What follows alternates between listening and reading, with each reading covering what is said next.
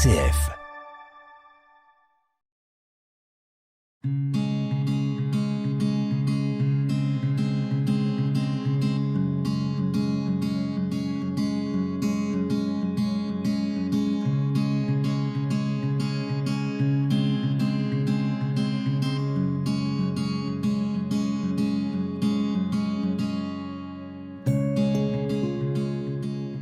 Bonjour, nous sommes pour la deuxième semaine avec Valentin Detoux, le maire de Champignol, et nous allons aujourd'hui faire porter notre entretien sur les ambitions pour la ville, le développement industriel de la ville, bref, sur l'activité économique. Alors, pouvez-vous déjà nous dire comment vous avez aujourd'hui un parc industriel qui est important, bien sûr avec un fleuron, la brasserie, qui est, j'allais presque dire ancestrale, si on remonte à Saint-Arnoux, mais tout à fait. qui est, voilà, qui est avec la source de Bellefontaine. Mais il n'y a pas que la brasserie. Alors, est-ce que vous pouvez nous dire deux mots de ce patrimoine économique, industriel de la ville ?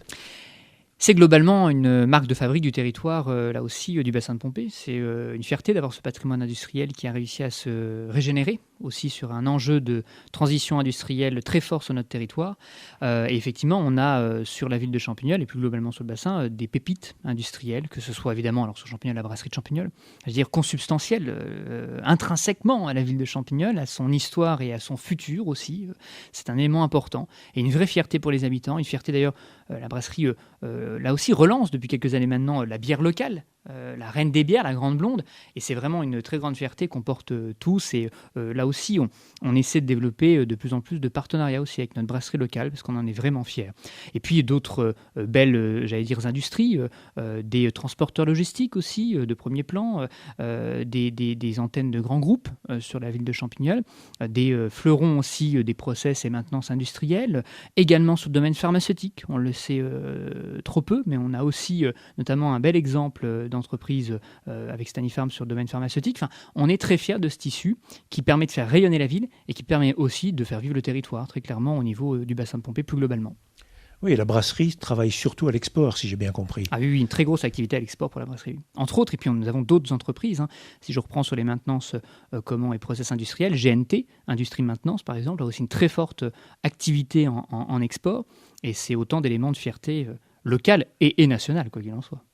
Bien, alors Champignol, c'est aussi une ville qui fait partie de la communauté de communes du bassin de Pompée. C'est une des villes les plus importantes de la communauté de communes. Et vous parlez, avec la communauté de communes, d'un fonctionnement en tandem. Oui. Pour vous, donc, il n'y a pas de dispute sur des prérogatives à ravoir ou à retrouver. Tout cela est fluide. Non, je pense que là-dessus, il faut aussi reposer un certain nombre d'éléments quand on parle du bloc local. Moi, je crois vraiment au bloc local, c'est-à-dire à ce travail commun, conjoint, le plus fluide possible entre la commune, qui reste néanmoins le premier échelon et qui donne la légitimité à l'intercommunalité, il ne faut pas l'oublier, c'est ce lien-là, et la communauté de communes, entre autres chez nous du bassin de Pompée. Moi, je crois vraiment que pour aujourd'hui affronter un certain nombre de défis, qui vont être des défis où les enjeux de financement aussi vont être conséquents, sur bon nombre de politiques publiques, c'est illusoire de penser qu'à l'échelle individuelle de nos seules communes, aujourd'hui, on y arriverait. Voilà. Même pour des villes plus importantes ou de taille plus importante et avec une assise financière solide dans tous les territoires, on voit bien le contexte global, il y a besoin d'être plus forts ensemble. Et donc les intercommunalités, elles ont pour moi cet avantage-là de pouvoir penser un projet de territoire, avec des enjeux de solidarité aussi, on va être clair, mais à une échelle plus large. Mais parce que aussi, on n'arriverait pas, nous demain, même à terme, en tant que ville, même Champignol tout seul, pour affronter un certain nombre de défis seul. Ça serait illusoire et c'est mentir à nos concitoyens, c'est de faire du populisme local, si vous me permettez, de dire l'inverse et de flatter finalement aussi des idées répandues, en disant les intercommunalités, elles ne sont pas forcément populaires, mais on rajoute comme ça l'impopularité avec des éléments qui prêtent pour moi à discussion. En revanche, une intercommunalité, c'est la discussion. Et évidemment, parfois ça tire, on négocie, on discute, mais il y a cette écoute et il y a ce dialogue-là. Et la responsabilité des élus, c'est de faire avancer ce dialogue. Alors, on n'est pas toujours d'accord sur tout. Et c'est, l'exercice, mais qui est très démocratique, intrinsèquement là aussi, de faire émerger un consensus, un compromis territorial. c'est exigeant comme mission. Mais c'est sûr, c'est beaucoup moins simpliste que simplement dire que les intercommunalités, elles ont tout pris, qu'on n'a plus rien dans nos communes.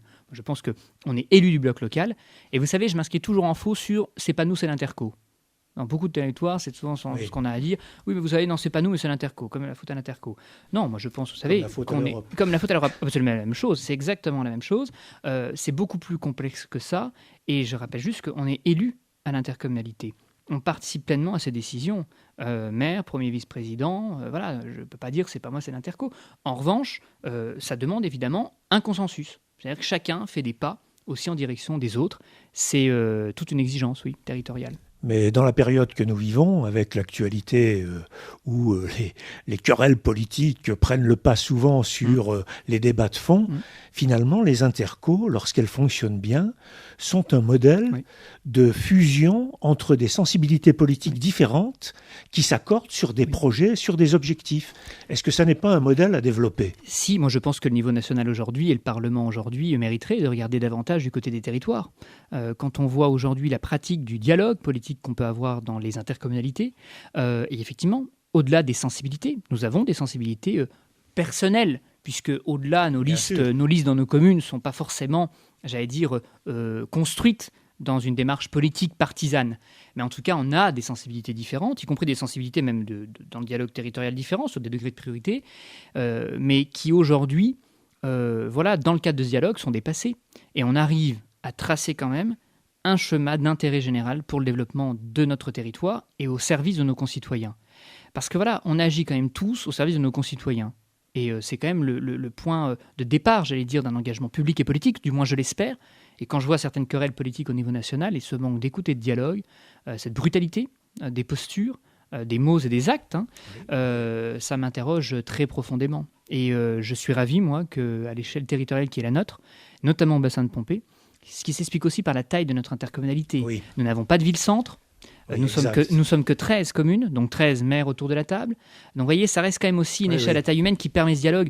Je ne dirais pas que c'est un modèle qui peut forcément fonctionner dans d'autres intercommunalités où on a créé aussi par les réformes passées des monstres intercommunaux avec 50, 60, 70 communes. Évidemment que là, le dialogue, vous ne pouvez pas le faire naître de la même manière. Donc voilà, comparaison n'est pas toujours raison. Donc il faut regarder ça aussi avec précision. Enfin, il y a une lumière au bout de cette pratique de l'intercommunalité et c'est quand même un message très positif. C'est un message positif en se disant qu'au-delà de nos communes, nous portons un projet de territoire communautaire. Et ça exige de nous aussi, j'allais dire, une rigueur dans le raisonnement, une rigueur des positionnements, et ce travail très fin, je reviens dessus, mais du compromis, du consensus. C'est pas simpliste, ça c'est sûr, c'est plus compliqué, mais je pense que dans cette exigence-là, eh bien, la démocratie, en tout cas locale, se grandit. Oui, mais est-ce que ça n'est pas finalement ce qui fait défaut ? C'est que dans la recherche du compromis, certains acteurs, en voyant le mot, ajoutent immédiatement compromission. Or, le compromis, c'est autre chose qu'une compromission. Ah oui, moi je pense qu'au contraire, s'il y a compromission, c'est que voilà, on n'a pas fait le travail correctement. Quand je parle de négociation, quand je parle aussi de divergence qu'il faut, j'allais dire, édulcorer, parce que forcément, si on va vers une discussion et une négociation, c'est qu'on sait très bien que sa vision de départ ne va pas forcément aboutir comme telle. Néanmoins, il y a des principes fondamentaux. Quand on aborde des discussions, quand on pense des politiques publiques, quand on crée du projet, il y a des principes fondamentaux. Et là où il y a des principes forts, il n'y a pas compromission.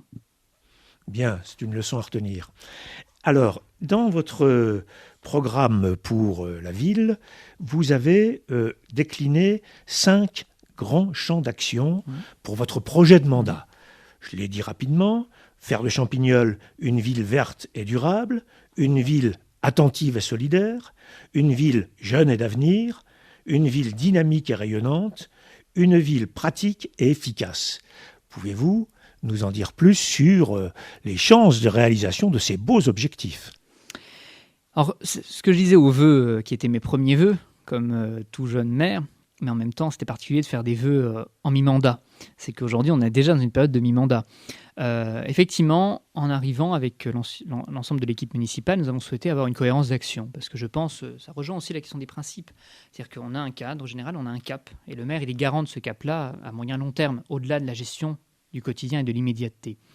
Eh bien, quand on arrive à structurer les choses clairement, c'est autant de gages pour avancer avec efficacité. Et effectivement, on a, organisé notre action autour de 5 grands champs de politique publique et qui, moi-même, dans notre organisation, ces champs-là sont portés par les 5 pôles de délégation que j'ai attribués à mes adjoints au maire et au conseil délégué. Donc, chaque adjoint a en charge un pôle, tout à fait, voilà, avec son équipe de conseil délégué et avec les services qui sont rattachés. Donc, vraiment, on a organisé les choses de cette manière-là.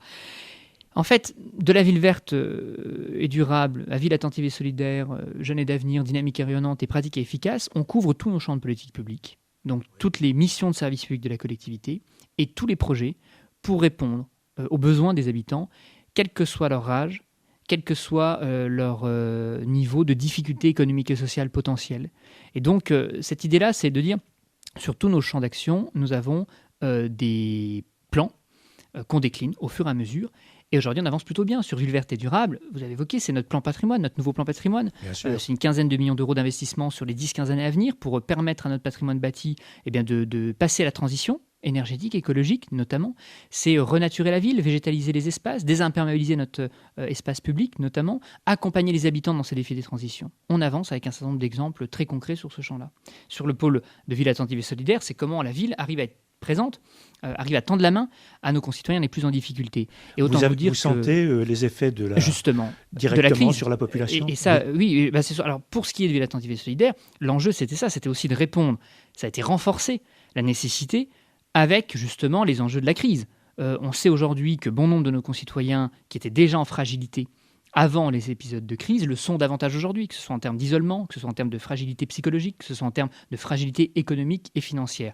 Et donc l'idée de déployer une analyse des besoins sociaux et à partir de celle-ci, de renforcer nos plans d'action sur de la présence de services publics en proximité, des aides, et notamment aussi, pas que du CCAS de la ville, mais aussi à l'échelon du bloc local. On a développé un chèque-eau, on a développé la cantine à 1 euro pour les plus modestes d'entre nous, pour accéder à l'essentiel. On développe le permis de louer qu'on a actionné sur la commune pour justement lutter contre l'habitat indigne. Donc on a toutes ces politiques publiques qui sont là pour approcher le service public des habitants, avec des permanences de services à la fois à l'épicerie sociale, à l'espace solidarité au cœur du quartier des Mouettes, politique de la ville, à la fois au siège du CCAS, pour accompagner la gestion budgétaire, pour France Service qu'on a décliné avec le bassin de Pompée, des permanences gendarmerie, des permanences sur des ateliers coaching, d'insertion et d'emploi. Donc on a un panel entier qui permet d'assurer en fait tout simplement, si je devais résumer, le filet de sécurité qu'assure la collectivité par son enjeu et son impératif de solidarité entre les concitoyens. Et le tissu associatif, qui est assez dense à Champignol, est bien associé à toutes ces initiatives. On a alors sur Ville dynamique et rayonnante, c'est un des enjeux, sur comment on accompagne nos associations. Vous avez raison de faire le point sur le réseau associatif, puisque Champignol, pour une ville de sa strate, a un réseau associatif extrêmement dense, puisqu'on est entre 60 et 70 associations sur une commune de notre taille. C'est énorme. 1% d'habitants. C'est énorme. Et donc, ça demande aussi un enjeu, nous, de gestion derrière, en termes d'allocation d'espace, de moyens. Et donc, il faut pouvoir être présent auprès de ces associations. On a créé en 2022 un nouveau service, un service municipal dédié, un guichet unique en fait, de la vie associative, qui est le point d'entrée unique pour les associations sur leurs démarches, sur démarches administratives, sur comment l'enjeu d'organisation d'événements, de projets et de manifestations. Et on a lancé aussi un cycle d'ateliers en 2023, qui sont des sessions d'information, de formation des bénévoles associatifs sur un certain nombre de thématiques. Donc on continue d'avancer sur ce sujet-là. Mais c'est le cas aussi sur d'autres politiques publiques. Ville jeune et d'avenir, c'est notre politique publique autour du pôle enfance-jeunesse et de l'éducation. Et pour ça, là aussi, on a une vision cohérente. Un nouveau projet éducatif de territoire qui va permettre de travailler 3 axes avec toutes les parties prenantes des temps scolaires, périscolaires, extrascolaires, pour permettre à nos jeunes à la fois de devenir citoyens, devenir éco-citoyens, et de s'ouvrir aux autres, au monde, au sport et à la culture. Donc on a vraiment 3 axes cohérents, on met toutes les parties prenantes, et on croise ça aussi avec l'enjeu de notre label Ville Amie des enfants, puisque nous sommes labellisés comme tel depuis 2006, et nous avons renouvelé ce label-là. Ça a été d'ailleurs tout un travail dès le début du mandat, en 2021. Donc on arrive là aussi à avoir une cohérence d'action pour permettre d'accompagner le parcours éducatif de l'écolier et du jeune, globalement, sur Champignol. Et avec toujours un conseil municipal d'enfants, dont vous avez été le maire à un moment, qui fonctionne toujours. Ça continue, et nous avons, en fait, à vrai dire, avec une nouvelle manifestation, Jeunesse en Fête, nous avons signé la nouvelle convention Ville Amie des enfants l'année dernière, lors de cet événement, et qui a permis également de fêter les 20 ans du conseil d'enfants. Donc on continue. Et On reviendra tout à l'heure peut-être sur la crise, mais directement, la crise énergétique, gros impact sur le budget ? Eh bien, je vais continuer sur le 5e pôle que je n'ai pas cité, c'est ville pratique et efficace, et c'est le pôle de l'adjoint aux finances. Et donc, ce pôle-là, c'est justement comment assurer dans le temps la qualité de service public aux habitants et d'assurer le cadrage budgétaire. Eh bien, autant vous dire que nous ne chômons pas depuis plusieurs mois. Un contexte absolument inédit de crise aujourd'hui pour les collectivités. Pour la ville de Champignol, on est en quelques mois, nous devons absorber 800 000 euros de dépenses de fonctionnement supplémentaires. Donc non seulement ça met en difficulté très dure le bouclage du budget 2023, nous sommes en train d'y travailler sur le rapport d'orientation budgétaire avec des décisions difficiles qu'il va falloir prendre, et en même temps, ça met aussi en péril l'ensemble de la prospective financière de la collectivité. Donc effectivement, il faut qu'on y travaille et nous sommes dessus de manière acharnée.